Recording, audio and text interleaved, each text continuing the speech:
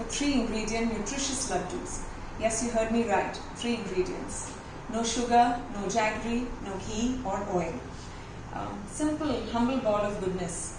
So nutrient dense and yet at the same time very healthy. And most important, very, very easy to make. So let's get started. So these are the ingredients. Today I'm going to show you 3 various combinations of these laddus. So in one combination we're going to be using the ragi or the nachni flour, which is also called the finger millet flour. Then these are the groundnuts or peanuts and dates. So dates are common in all the 3 variations. In all the 3 combinations, dates are the only thing that's common. And each ingredient is 1/4 cup. This is besan or chickpea flour. These are sesame seeds. These are dates again. This is the buckwheat flour, also in Hindi known as kuttu ka atta, which we regularly use for Ekadashi fasting days. And these are the flax seeds, which we all know. And these are dates again. So this row is one kind of a laddu, then another, and this is the third kind of laddu. So we need to roast all these, the flours as well as the seeds. So before I get started, I just want to tell you the importance of soaking seeds. Okay, so groundnuts you can see here. You can see here that I have left the skin on because this is where all the fiber is. Sesame seeds has so much calcium, much more. 1/4 cup of sesame seeds has more calcium than 1 whole cup of milk. And flax seeds, we all know, very rich in omega-3 fatty acids, which is so good for the heart, lowers cholesterol, blood pressure, and I can go on. But here also let me tell you that all these seeds and flours are interchangeable with one another. The only thing that remains common are the dates. So you can use pumpkin seeds or sunflower seeds or whichever other seeds you want to. So yes, and also before I begin, I just want to tell you that why soaking seeds is here. I have soaked and roasted the seeds, and why soaking is important. What happens when we soak the seeds is an enzyme is activated which makes it more bioavailable for us. We can easily digest the seeds and our bodies can absorb the nutrients from the seeds. So yes, we'll roast the flours now. Here I'm roasting the nachni flour. It's very important to roast the flours so that it brings out the nutty flavor in the laddus. And please use a thick bottomed pan for this, so that the flour doesn't stick to the bottom, as we are not using any medium of fat like ghee or oil. Yeah, and this is the nachni flour, and here on the side I've got besan and the buckwheat flour. The buckwheat flour, also known as kuttu ka atta, which can be used on fasting days.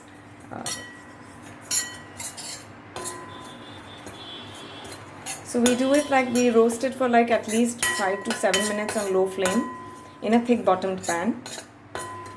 It will take that much time for it to exude that aroma. So we finished roasting the flours, all the 3 flours as well as the seeds. It's very important. So soaking is not an essential step for the seeds. I prefer to do it because it becomes more easily digestible, but it's not essential. So yes, now let's get started with putting all these in the blender. This is the finger millet flour that I have taken 1/4 cup of finger millet roasted flour.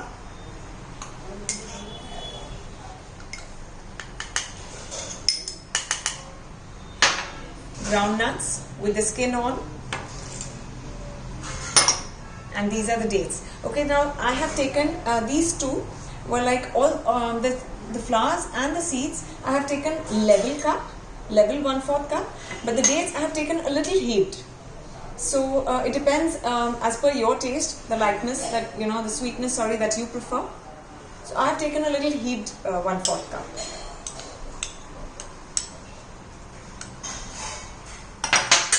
That's it. Now we'll just blend it. So here I've already ground it. You can see. So it needs to be like this, little clumpy. So we can make balls out of it. I'll just put it in this. And you can see I have left the peanuts. I have not powdered them completely. So then there'll be crunch in the laddus and they'll taste nice. Don't grind the seeds absolutely, so that you'll enjoy the crunch in that.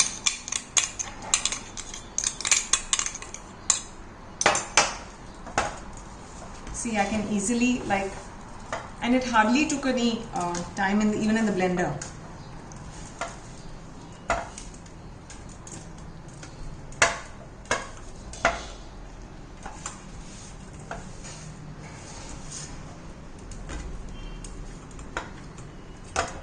So I'll make balls out of this.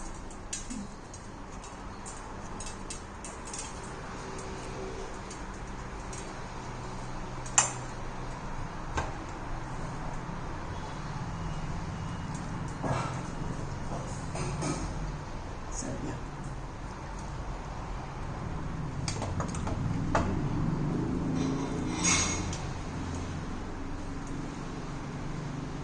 Yes. Be making the besan laddus. This is the chickpea flour, the sesame seeds, the soaked and roasted sesame seeds, and the dates.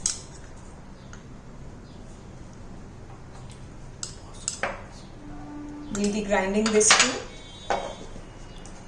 So we finished blending with the besan, the chickpea flour, sesame seed mixture also.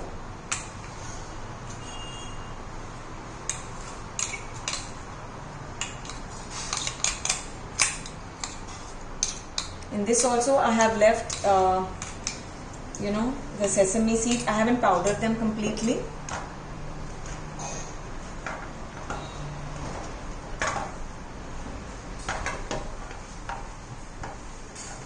Yes.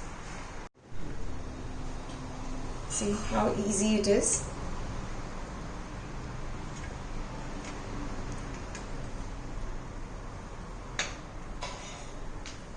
So, as per this proportion, you can easily make around 10 to 12 laddus. They are very travel friendly too.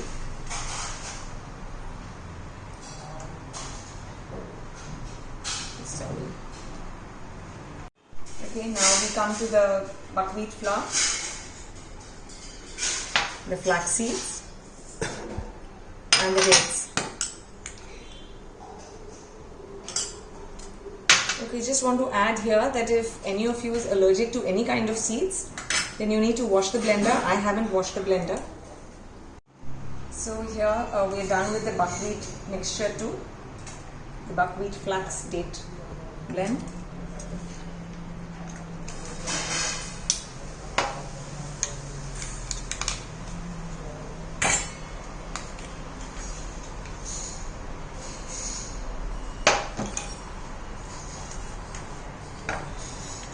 In this, I also want to say that if you want to powder the flax seeds and roast them a little, even that is fine, because powdered flax seeds are more easily digestible than whole ones.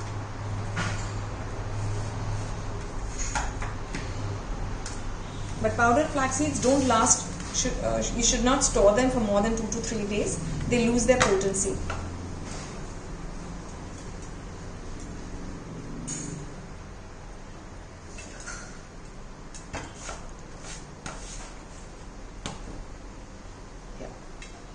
This also.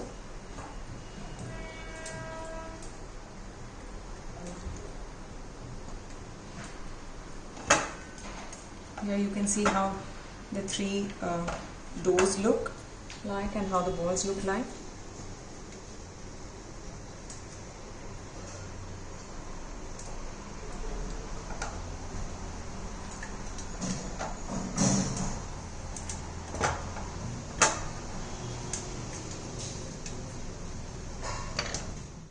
So there are a few things that I forgot to mention earlier.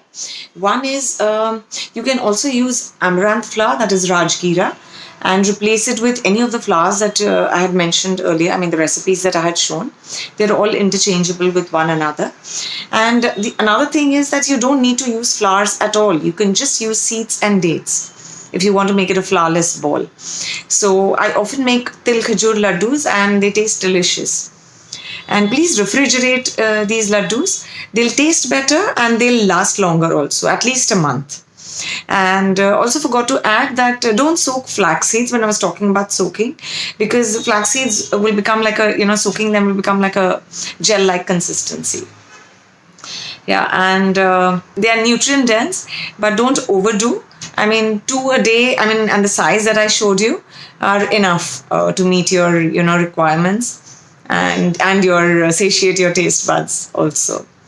As far as roasting the seeds is concerned, you can either roast it in the pan or do it in the oven. But if you're doing it in the oven, then you need to keep shaking them and moving them around so that they don't get burned.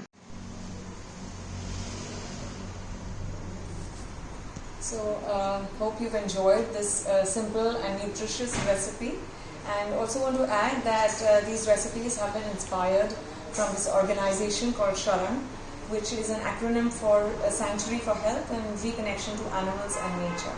So yes, thank you and enjoy.